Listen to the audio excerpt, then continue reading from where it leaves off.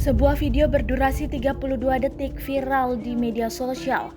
Akun Facebook Gresik Sumpah mengunggah video yang merekam aksi seorang pemotor pria yang sedang berbuat asusila di depan pedagang minuman di pinggir jalan raya. Video tersebut telah dibagikan sebanyak 38 kali dan mendapat ratusan komentar dari pengguna media sosial. Aksi tersebut dilakukan pada siang hari dan kondisi jalan dalam kondisi lengang. Berdasarkan informasi yang dihimpun, aksi tidak senonoh terjadi di wilayah Kecamatan Menganti. Pemotor tersebut berhenti di tepi jalan dan melakukan aksi tidak senonoh di depan seorang wanita. Korbannya adalah seorang pedagang susu kedelai di tepi jalan.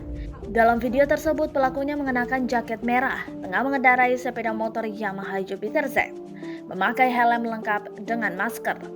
Korban dengan berani merekam aksi tersebut. Pengendara pun malu dan berusaha putar balik saat terus direkam oleh korban. Sambil merekam, korban juga sempat menceritakan aksinya tersebut. Sejumlah pengguna media sosial memberikan dukungan aksi yang dilakukan oleh korban. Di sebuah akun Instagram, aksi pemotor berbuat asusila tersebut telah ditonton 13.000 orang.